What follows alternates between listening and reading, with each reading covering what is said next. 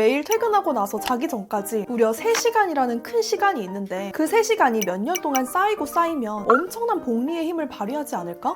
으로 당장 한 달 생활비 50만 원 정도 아끼는 건 충분히 가능해요. 여러분, 아끼는 것도 버는 거예요. 지금 배운 지 한 달 정도 되어 가거든요. 진짜 너무 재밌어요. 안녕하세요 여러분, 옌마드입니다. 혹시 지금 퇴근길에 이 영상을 보고 계신 분 있나요? 만약 그렇다면 집에 가서 뭐 하실 거예요? 설마 누워서 2-3시간 동안 쇼츠만 보다가 잘 생각은 아니시죠? 농담입니다. 사실 대부분이 그럴 거고 저도 똑같아요. 집에 가면 정말 아무것도 하기 싫고 그냥 고양이들이랑 누워만 있고 싶거든요. 근데 그렇게 누워있다가 어느 날 현타가 오는 거예요. 매일 퇴근하고 나서 자기 전까지 무려 3시간이라는 큰 시간이 있는데 이 시간을 휴대폰 보는 거 말고 조금 더 의미 있게 나를 위한 시간으로 써보면 어떨까? 그 3시간이 몇 년 동안 쌓이고 쌓이면 엄청난 복리의 힘을 발휘하지 않을까? 여기서 제가 말하는 의미 있는 일은 퇴근하고 나서까지 일을 하거나 자기 개발을 해야 한다는 게 아니에요. 휴대폰에 소모하는 시간 대신에 나를 위한 시간으로 쓴다는 것 자체가 중요한 거거든요. 그래서 제가 얼마 전에 쿠팡 추천템 영상에서 보여드린 것처럼 휴대폰 금욕상자를 샀어요. 그래서 퇴근하면 여기에 바로 휴대폰을 넣고 2시간을 잠궈두는 거예요. 이렇게 퇴근하고 조금이라도 나만의 시간을 보내려고 노력을 하고 있는데요. 여러분도 저랑 퇴근하고 딱 2-3시간, 아니 딱 1시간이라도 의미 있게 보내보는 건 어떨까요? 그래서 오늘은 퇴근하고 의미 있는 시간을 보낼 수 있는 루틴 5가지를 추천을 해드리려고 합니다. 그럼 영상 바로 시작해볼게요. 첫 번째는 모르는 사람들이 있는 소모임에 참여해보는 거예요. 저는 정말 뼛속까지 ISTP인 사람이라 사람 만나는 걸 정말 안 좋아하거든요. 심지어 혼자 일하는 프리랜서다 보니까 일하면서 마주치는 동료마저 없어요. 근데 제가 사람을 안 만나도 너무 안 만나니까 어느 순간부터는 제 스스로가 항상 좀 정체되어 있는 느낌이 드는 거예요. 뭔가 의욕이나 승부욕도 안 생기고 그러다 보니까 그냥 아무 목적 없이 삶을 살아가는 느낌? 이때 본인이 한 번도 해본 적 없는 취미를 가볍게 시작해볼 수 있는 모임을 추천하고 싶어요. 단순히 이 취미 생활을 즐기는 것도 중요하지만 배우는 과정에서 내가 작은 성취감을 느껴가는 게 삶에 큰 활력을 불어넣어 주거든요. 만약에 여러분이 일본어 회화를 배우고 싶다? 그럼 사실 학원을 가도 되잖아요. 근데 제가 모르는 사람들이랑 함께 모여서 배우는 소모임을 추천하는 이유는 나와 비슷한 취미를 가지고 있고 나와 비슷한 결을 가진 사람들을 만날 수 있기 때문이에요. 제가 예전부터 누누이 이야기하고 있죠. 나는 내가 가장 자주 만나는 5명의 평균이다. 그래서 주변 환경, 사람을 바꾸는 게 정말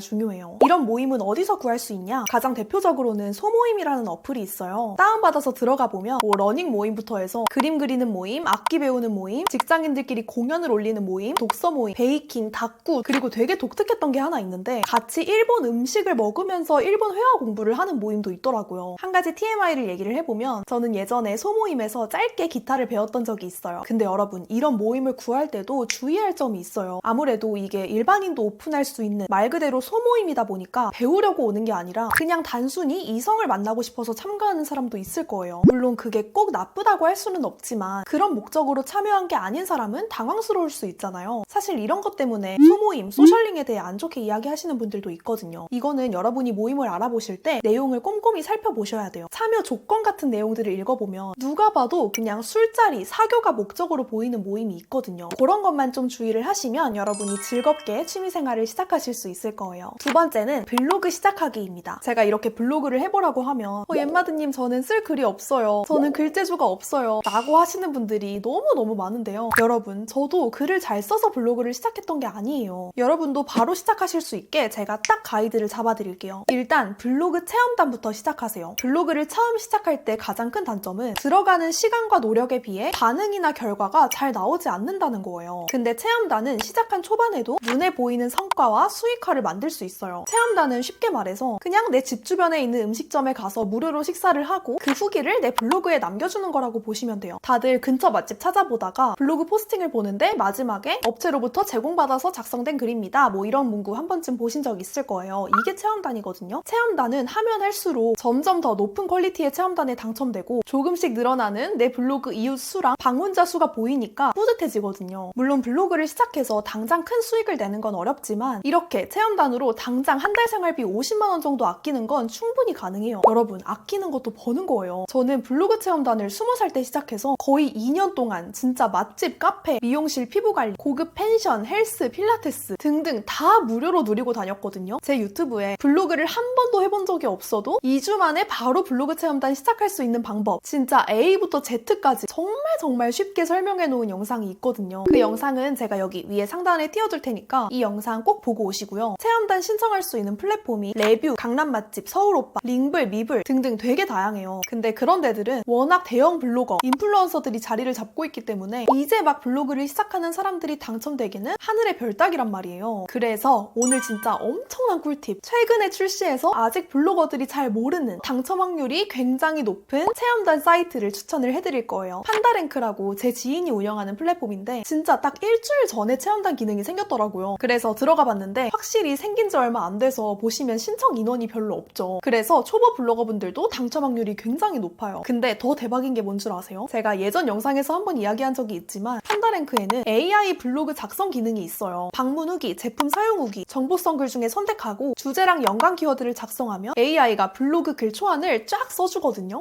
2년 전에 제가 체험단 했을 때는 체험하고 나서 블로그 포스팅 하는 데만 진짜 한 2-3시간 걸렸단 말이에요. 근데 지금은 AI가 짜준 뼈대에다가 내 생각이랑 느낀 점을 살만 붙여주면 되니까 시간도 거의 안 들어가요. 퇴근해서 체험단으로 맛있는 저녁 먹고 집에 가서 블로그 포스팅을 남기면 되는 거예요. 이렇게 체험단은 바로바로 성과를 볼 수 있다는 점이 좋지만 사실 블로그가 진짜 좋은 이유는 이렇게 작게라도 SNS를 시작해볼 수 있다는 거예요. 이것도 일종의 기록이고 컨텐츠거든요. SNS에 내 생각과 경험을 하나하나씩 쌓아가고 내가 모르는 사람들이 내 컨텐츠에 반응하기 시작하는 게 SNS로 수익화를 이루는 과정에 가장 첫 발걸음이라는 거 꼭 기억하세요. 세 번째는 수영 배우기예요. 수영이라니 조금 뜬금없죠? 여러분, 제가 최근에 다시 다이어트를 시작했는데 이번에는 좀 뻔한 헬스나 필라테스 말고 좀 새로운 운동을 배워보고 싶은 거예요. 그 중에서도 수영을 선택한 이유는 일단 유산소랑 근력 운동이 동시에 된다는 거, 그리고 혹시나 내가 뭐 놀러가서 물에 빠졌어, 그럴 때 생존 확률을 높일 수 있다는 거, 또 여행 가서 내가 물놀이를 할 때 훨씬 즐겁게 놀 수 있다는 거 등등 수영을 배워두면 여러모로 좋을 것 같은 거예요. 근데 제가 물에 대한 공포가 좀 있는 편이었거든요. 그래서 혼자 배우러 가긴 좀 무섭더라고요. 그래가지고 하기 싫다는 남자친구를 겨우겨우 설득해서 같이 주 2회 수영 강습을 등록을 했어요. 진짜 솔직히 말하면 한두 번 가고 포기할 줄 알았어요. 근데 지금 배운 지 한 달 정도 되어 가거든요. 진짜 너무 재밌어요. 저는 원래 물을 무서워해가지고 코를 막지 않고는 잠수도 못하는 사람이었거든요. 그래서 이 물에 대한 공포를 이겨내는 것만 한 달 넘게 걸릴 줄 알았어요. 근데 정확히 두 번째 수업날 코 안 막고 잠수하는 것도 성공했고요. 구명조끼 없이 그냥 물 위에 몸을 띄우는 것도 성공했어요. 그래서 벌써 자유형 진도를 나가고 있는데 제 스스로도 진짜 너무 신기하고 뿌듯하더라고요. 그리고 물속에 있는 기분이 뭔가 되게 편안해요. 물속에 들어가면 귀가 먹먹해지면서 아무 소리도 안 들리거든요. 그 순간에는 걱정거리나 잡생각도 사라지고 그냥 마음이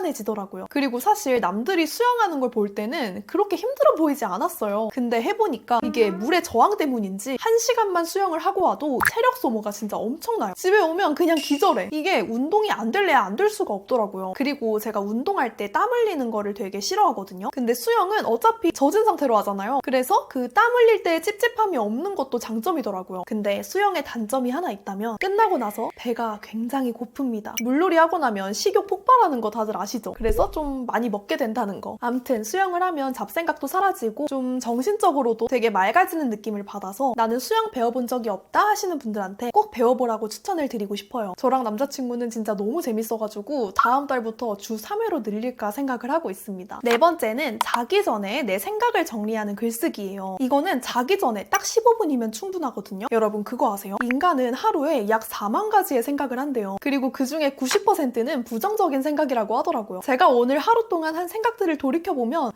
맞는 것 같아요. 이 4만 가지 생각 중에서는 분명 좋은 아이디어도 있을 거고 즐거운 일이나 혹은 깨달음도 있을 거잖아요. 근데 이 생각이라는 거는 우리가 그때그때 정리를 하지 않으면 금방 휘발돼서 사라져요. 심지어 우리는 오늘 점심에 내가 뭘 먹었는지조차 까먹을 때가 있죠. 오늘 점심에 뭐 먹었지? 그래서 저는 매일 밤에 자기 전에 노트북으로 진짜 짧게 3-4줄이라도 글을 써요. 하루가 지나면 다 휘발되기 때문에 꼭 당일에 써야 돼요. 내가 오늘 어떤 생각을 했고 뭘 보고 뭘 느꼈는지 누굴 만나서 어떤 걸 배우고 느꼈는지 자유롭게 쓰면 되는데 쉽게 말하면 하루를 회고하는 글쓰기라고 보시면 될 것 같아요. 여러분 이걸 매일 하잖아요? 생각보다 좋은 인사이트가 되게 많이 나와요. 앞에서 말한 블로그나 본인 SNS를 운영하시는 분들은 이 글쓰기가 컨텐츠 아이디어를 얻는 방법이 되기도 할 거예요. 그리고 저한테 말을 잘하는 방법을 물어보시는 분들이 되게 많거든요. 저는 단언컨대 말을 잘하려면 글쓰기가 가장 중요하다고 얘기를 해요. 왜? 방금 말한 거랑 똑같아요. 말을 잘한다는 건 결국 누군가가 저한테 어떤 질문이나 말을 던졌을 때 제 머릿속에 들어있는 생각이 일목요연하게 정리가 돼서 나와야 되는 거거든요. 평소에 글을 쓰면서 본인의 생각이 잘 정리되어 있는 사람들은 대화할 때도 본인 생각이 빠르게 정리가 되어서 나와요. 여러분 글쓰기의 중요성은 진짜 100번 이야기해도 모자랍니다. 정말 짧게라도 괜찮으니까 오늘부터 생각을 정리하는 글쓰기를 꼭 시작해보셨으면 좋겠어요. 마지막 5번째는 경제신문 읽기입니다. 여러분 그거 아세요? 우리나라 금융 문맹률이 67%래요. 이게 다른 선진국에 비해서 굉장히 높은 수치거든요. 저는 평소에 연예계 뉴스나 기사에는 관심이 1도 없지만 우리나라 경제가 어떻게 흘러가고 있는지는 알아야 된다고 생각해요. 왜? 우리가 살고 있는 세상은 자본주의니까. 이 경제시장의 흐름은 정말 시시각각 너무 빠르게 변하기 때문에 우리가 빠르게 캐치하고 움직여야 되거든요.